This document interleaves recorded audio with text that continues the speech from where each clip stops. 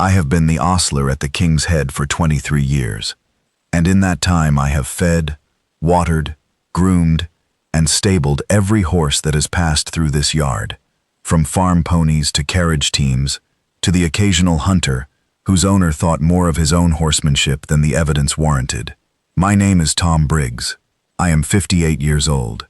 My back aches in the mornings, my knees predict rain with better accuracy than any barometer, and I know more about the King's Head, its history, its troubles, its debts, and the people who have kept it alive, than any deed or ledger could tell you, because horses are honest, and the people who bring them to me are honest with their ostler, in ways they are not honest with anyone else.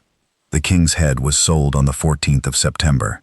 It was sold because the owner, Mr. Darnley, had accumulated debts that exceeded the value of the property, and the creditors had lost patience, and the law had taken its course, and the inn, the building, the yard, the stables, the kitchen garden, the rooms, the fixtures, the reputation built over 40 years, was put up for auction at the county assizes and sold to the highest bidder in 11 minutes. The highest bidder was the Duke of Whitmore. I should explain Agnes, because Agnes is the reason any of this matters. Agnes Cole was 24 years old, and she had been the cook at the King's Head since she was 16. She had come to the inn as a kitchen maid, a thin, quiet girl with no family to speak of, sent by the parish with a note that said she was willing and could be fed cheaply, and she had worked her way up from peeling turnips to running the kitchen with a competence that was as quiet and steady as she was. She was not trained. She had never been to a cookery school, never apprenticed with a pastry chef, never read a recipe book. She cooked by instinct, by taste, by memory, and by the particular genius of a woman who understood food the way a musician understands sound, not as a set of instructions to be followed, but as a language to be spoken. Her pies were the reason people came to the King's Head. I say this without exaggeration. Travelers on the London road would time their journey to arrive at the King's Head for dinner specifically because Agnes Cole's mutton pie, the pastry golden and shattering, the filling rich with herbs she grew herself in the kitchen garden, was the finest thing between Exeter and Bath. Coachmen recommended us. Commercial travelers requested us.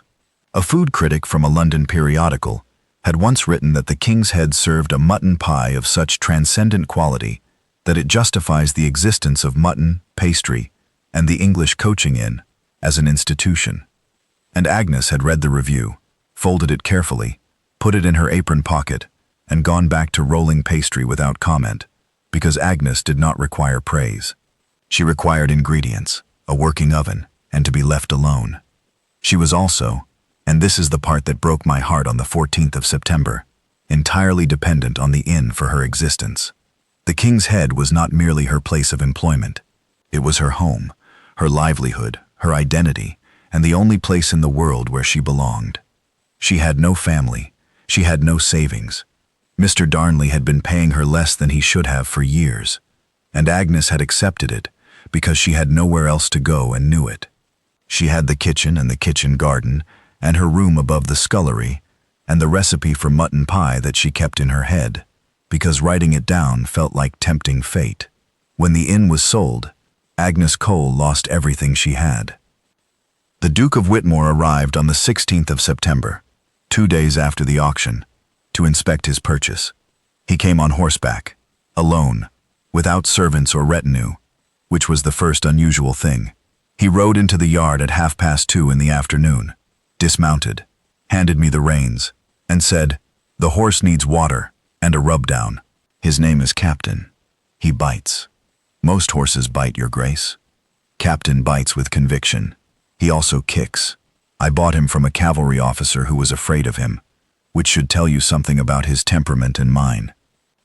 The Duke of Whitmore was 36 years old, blunt, broad-shouldered, weathered in the way of a man who has spent time outdoors in climates that were not English, and possessed of the kind of directness that the county found unsettling, because they were accustomed to men who said what they did not mean and meant what they did not say, and the Duke did neither.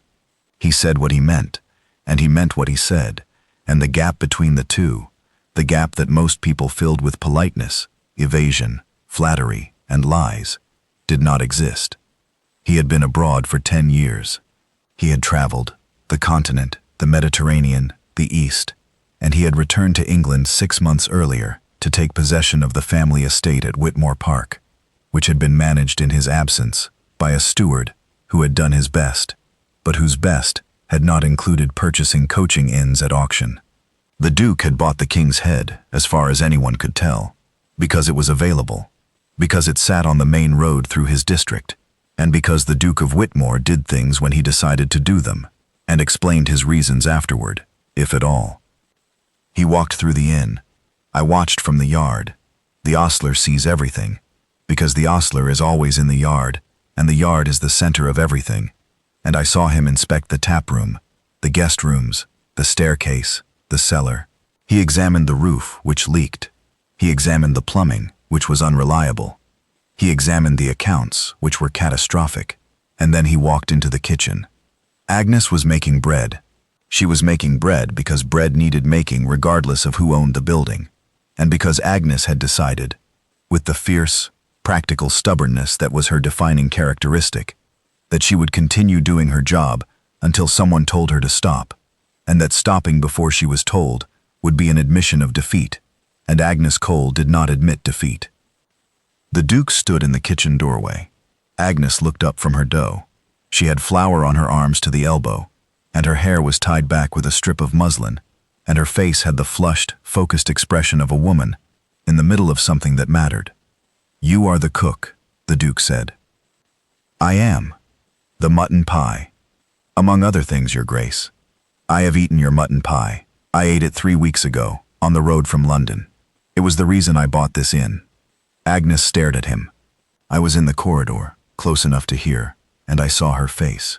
The confusion, the disbelief, and underneath both, the faintest flicker of something that might have been pride, if Agnes had allowed herself pride, which she generally did not. "You bought the inn because of a pie, Your Grace." "I bought the inn because it was for sale, and it sits on my road, and the books were a disaster, and someone needed to sort it out. But the pie was the reason I remembered it existed. I ate it, and I thought, there is someone in that kitchen who knows what they are doing, and I was right. You are Agnes Cole." "How do you know my name?" "The auctioneer mentioned you. He said the cook was the best asset the property had, and the previous owner had been too foolish to know it." I agreed with the auctioneer, which is the only time I have ever agreed with an auctioneer about anything. He sat down at the kitchen table. He sat down without being invited, because the Duke of Whitmore did not wait for invitations. He occupied spaces with the same blunt, unself-conscious authority with which he occupied conversations, and he said, "Miss Cole, I need to know what this inn requires to function properly. Not what the accounts say, not what Mr. Darnley thought, what you think. You have been here 8 years. You know the building, the staff, the customers, and the problems. I want the truth, and I want it without decoration, because I do not have time for decoration, and you do not strike me as a woman who wastes words." Agnes put down her dough. She wiped her hands on her apron, and she told him the truth, because the Duke of Whitmore had asked for it, and Agnes Cole did not know how to give anything else. She told him the roof leaked over the 2nd and 4th guest rooms, and had done for 3 years. She told him the cellar flooded in heavy rain, because the drainage had been neglected. She told him the chimney in the taproom smoked because the flue needed rebuilding. She told him that Mr. Darnley had been watering the ale, underpaying the staff, and charging travelers for candles that were never provided. She told him the kitchen garden needed expanding, the stable roof needed replacing, the well needed deepening, and the privy needed rebuilding entirely, because it was, in her words, a disgrace to plumbing and a hazard to health. The Duke listened. He listened the way he did everything, directly, completely, without interruption. And when she finished, he said, "You have just told me more useful information in 10 minutes than the auctioneer's inventory told me in 40 pages. What else? The staff. Mary and Jane are good workers, loyal, underpaid. The tapman, Greer, drinks too much of his own stock. And Tom Briggs, the ostler, is the best horseman in the county, and should be paid accordingly. I mention this because Agnes included me in her accounting without hesitation. And the inclusion told the Duke something about her character that no reference or testimonial could have conveyed. She looked after the people around her. She had been looking after the staff of the King's Head for 8 years, remembering their wages, noting their troubles, defending them to Mr. Darnley when defending was needed. And she had done it without authority, without thanks, and without anyone noticing, because that was who Agnes Cole was. She was the person who kept things running, while everyone else took the running for granted. The Duke began the repairs the following week.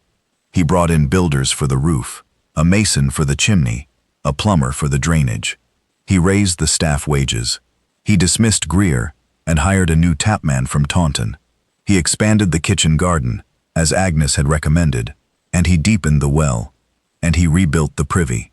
He did all of it quickly, efficiently, and without consulting Agnes on the decisions she had already made for him, because she had given him the diagnosis, and he trusted the diagnosis, which is the highest compliment a blunt man can pay. Agnes, during those first weeks of renovation, did something I had never seen her do in 8 years. She was afraid, not of the Duke. She had been direct with him from the first moment, and directness does not come from fear, but afraid that the repairs, the improvements, the reshaping of the King's Head into something better than it had been, would end with a new cook being hired. Someone trained. Someone with references and a French vocabulary and the ability to make sauces with names Agnes could not pronounce. She told me this one evening in the yard, while I was brushing Captain, who had, against all reasonable expectation, decided he liked me and had stopped biting, though not kicking. He is rebuilding everything, Tom. The roof, the chimney, the cellar. He will rebuild the kitchen next, and then he will rebuild the cook. He will not. You do not know that. I know horses, and I know men who ride them, and the Duke of Whitmore rides the way he talks.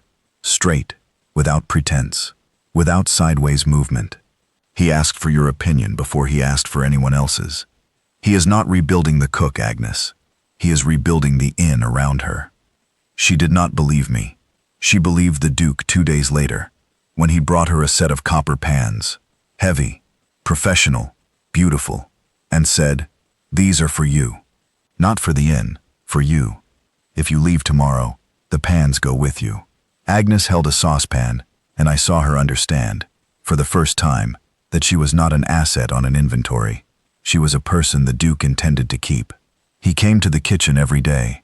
He came to review the accounts, which Agnes, it turned out, understood better than anyone, because she had been the one buying the supplies and stretching the budget and making something from nothing for 8 years. And the reviews became conversations, and the conversations became longer, and the topics shifted from drainage and chimney flues to other things. He told her about his travels, the markets in Constantinople, the kitchens in Naples, the street food in Marrakesh, and Agnes listened with the hungry, focused attention of a woman who had never been further than the county border, and who understood, through food, everything he was describing. "You have eaten food from all over the world, Your Grace." "I have, and the best thing I have eaten was a mutton pie on the London road, made by a woman who has never left this county. You do not need to travel to understand food, Miss Cole. You already understand it better than anyone I met abroad." She cooked for him, not because he asked, because she wanted to. She made dishes she had never made for the inn's guests. A lavender custard, a pigeon pie with a crust so delicate it dissolved on the tongue, a soup of roasted beetroot and horseradish that the Duke ate in silence and then said, "That is the finest soup I have ever had, and I have had soup in Paris." Paris is not difficult to surpass, Your Grace. The French overcomplicating things is not the same as the French cooking well. He laughed. The Duke of Whitmore laughing in the kitchen of the King's Head, his boots on the flagstones, his elbows on the table that Agnes scrubbed every night, his face open and unguarded in a way that the county had never seen. This was the Duke that Agnes had found underneath the bluntness and the directness and the 10 years of traveling, and the Duke she had found was a man who wanted, more than anything, a place to come home to, and a person who would tell him the truth and feed him soup and not be afraid of him. He proposed on a Sunday evening, in the kitchen, while Agnes was rolling pastry for the following day's pies. He stood on the other side of the table and said, "Agnes, I bought this inn because it was for sale, and because your mutton pie told me there was someone here worth finding. I found you. I have spent 6 weeks watching you run this kitchen, manage this staff, and tell me the truth about everything, from drainage to my own character. And I have concluded that I do not want to own this inn without you in it. I am not offering you employment. I am offering you marriage, because I am in love with you, and I do not know a gentler way to say it, so I am saying it the way I say everything, which is directly. Your Grace, I am a cook. I have flour on my hands, and I am a duke who bought an inn because of a pie. We are both ridiculous. I would rather be ridiculous with you than sensible without you." She looked at the pastry. She looked at the kitchen, her kitchen, the place she had built from nothing, the place where she had been nobody, and made herself somebody through nothing but work and talent, and the stubborn refusal to stop. And she looked at the Duke, who was standing in her kitchen with his boots on her flagstones, and his heart in his hands. And she said, "I will marry you, Your Grace. But the kitchen stays mine. The kitchen, the garden, the inn, and anything else you want. I bought the building, Agnes. You are what makes it worth keeping." They married in October, in the village church, and the wedding breakfast was cooked by Agnes herself, because she refused to let anyone else touch her kitchen on the most important day of her life. The mutton pie was, by universal agreement, the finest she had ever made. And I, the ostler, the man in the yard who sees everything, stood at the edge of the celebration and watched the Duke of Whitmore eat his wife's cooking with the expression of a man who has traveled the world and found, in a kitchen on the London road, the only place he wanted to stay. The inn was sold. She lost everything. And the Duke who bought it kept the only thing that mattered, which was not the building or the license or the yard or the stables. It was the woman with flour on her hands, and the recipe in her head, and the stubborn, quiet, extraordinary talent that had been holding everything together long before he arrived, and would hold everything together long after the last debt was paid.